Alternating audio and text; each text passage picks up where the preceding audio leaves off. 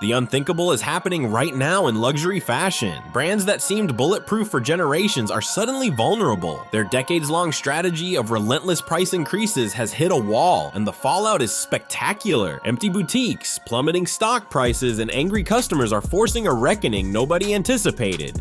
The illusion shatters. For years, luxury brands operated on a simple formula: raise prices annually, slash production costs quietly, and rely on brand heritage to justify the gap. Customers accepted this because owning luxury meant something, but that social contract is breaking. Shoppers are finally questioning what they're actually buying beyond a logo and a story. Today, we're exposing 15 luxury powerhouses watching their empires crack after treating customers like endless revenue streams. Some names will shock you because they've dominated fashion for over a century, but history, as they're learning, doesn't protect you from consequences when you betray customer trust. Number 15. Burberry, burning reputation with merchandise. Burberry's downfall began with a scandal so tone-deaf it became international news. The revelation that they were incinerating millions of dollars worth of unsold inventory, coats, scarves, handbags, while claiming environmental responsibility destroyed decades of goodwill overnight. Customers who spent lifetimes collecting Burberry felt betrayed. The iconic check pattern transformed from British elegance symbol to reminder of corporate wastefulness. Sales collapsed, stock prices nosedived, and the brand posted $99 million in losses while suspending shareholder dividends for the first time in 168 years. Number 14. Mulberry pricing delusion. Mulberry's management made a catastrophic miscalculation. They believed doubling prices would automatically elevate them to Hermes status. The Bayswater bag jumped from $1,200 to $2,400 overnight without meaningful quality improvements. Customers who loved Mulberry for accessible British craftsmanship felt insulted. Asian sales plummeted 30%. European customers vanished. American buyers never materialized at new price points. Now Mulberry burns cash reserves while desperately closing stores and reversing price strategies that demolished customer loyalty. You cannot manufacture prestige through pricing alone. Number 13. Coach, the outlet curse. Coach's aggressive outlet expansion throughout the 2000s proved fatal. When identical bags appear at 70% discounts within months of release, full-price purchases feel like scams. The brand became synonymous with perpetual sales, destroying any luxury positioning. Younger generations view Coach as outdated. Their mother's brand, not aspirational. Collaborations and price increases feel desperate. Quality has declined noticeably despite higher prices. Market research shows millennials and Gen Z would rather buy vintage designer pieces than invest in brands they perceive as pretending to be luxury.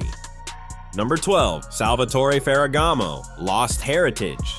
The legendary Italian shoemaker is experiencing complete identity collapse. Sales decline across every market as quality complaints multiply. Shoes costing over $1,000 fall apart within months, unacceptable for a brand built on craftsmanship and durability. Constant creative director changes create disjointed aesthetics that confuse everyone. Discontinuing beloved classic styles for trendy designs, nobody requested alienated core customers while failing to attract new ones. Revenue dropped 11% as profit margins collapsed from aggressive discounting on accumulating inventory.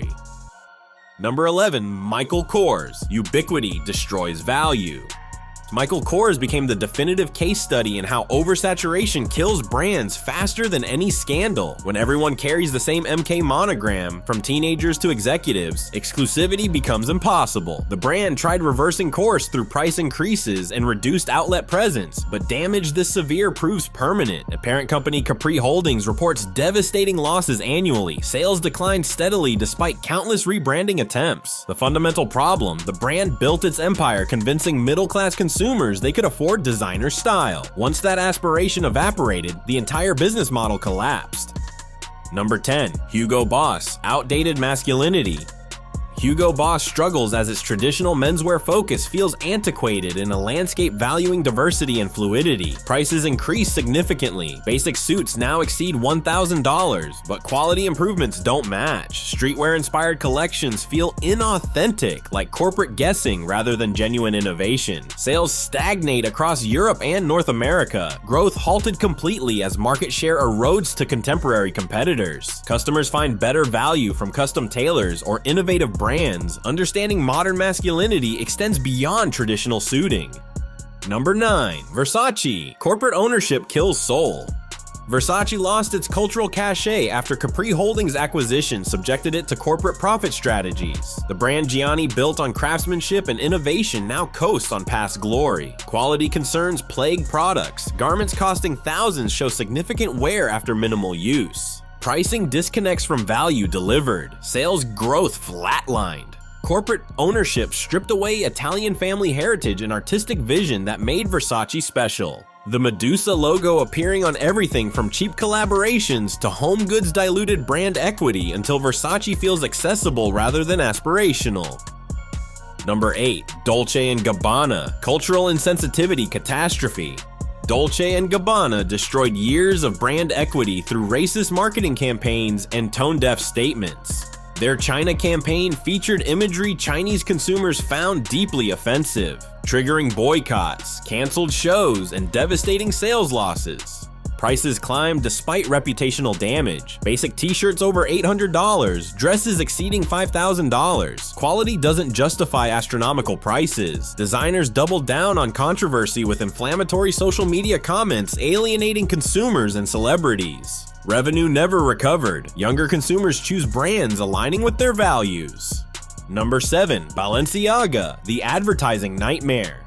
Balenciaga committed brand suicide with disturbing child advertising featuring inappropriate context, causing immediate global outrage. The scandal revealed catastrophic creative approval incompetence, or something darker. Parents questioned supporting brands capable of such failures. Prices were already controversial. Distressed sneakers over $1,000. Destroyed hoodies at $2,000. Customers felt like jokes rather than valued clients. Hollow corporate apologies changed nothing. Sales data shows merchandise moving slower, requiring more discounting. Even in fashion, some lines shouldn't be crossed.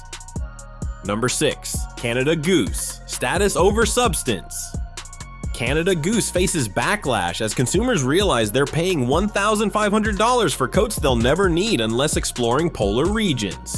Massive logo patches created status symbols but made wearers theft targets. Numerous robberies specifically targeted Canada Goose owners. Competition from Moncler, Arc'teryx, and budget alternatives offering similar warmth at fractions of cost eroded market position. Fur usage boycotts forced eventual production changes. The truth: coats became wealth displays rather than performance needs. As conscious consumption grows, appeal diminishes rapidly. Number 5. Gucci. Oversaturation backfire.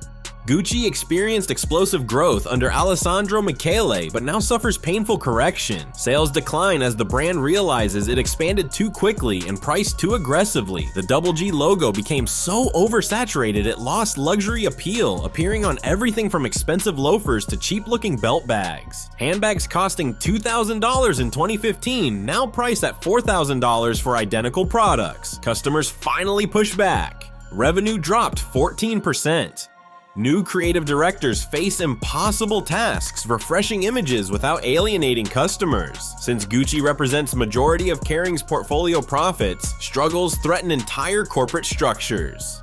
Number 4. Prada. Nylon nonsense.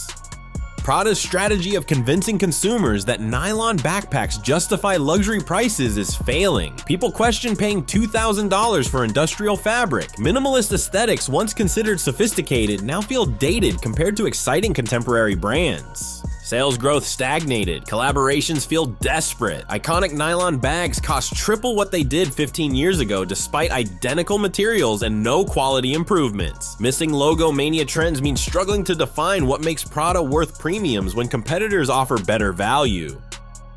Number 3. Dior. Ubiquity undermines luxury.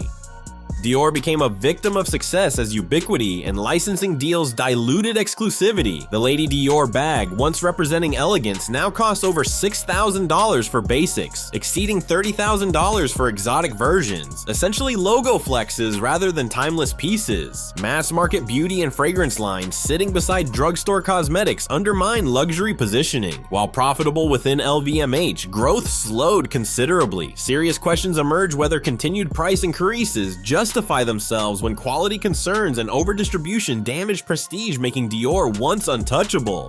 Number 2. Chanel. Pricing out loyalty.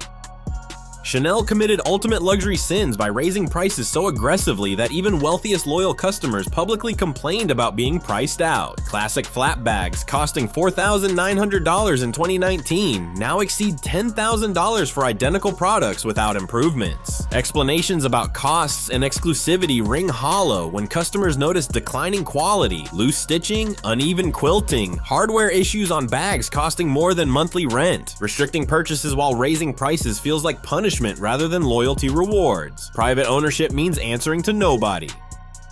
Number 1. Louis Vuitton Monogram Madness. Louis Vuitton spent a century building prestige, but current strategies of plastering monograms everywhere while charging insane prices created backlash, threatening their position as the world's most valuable luxury brand. The iconic LV monogram lost exclusivity, appearing on too many products. Quality declined noticeably over decades. Canvas bags costing $2,000 show wear and cracking faster than vintage pieces surviving decades. Pandemic price increases exploited captive customers. Reopened world shows consumers have options and won't tolerate being treated like infinite money sources.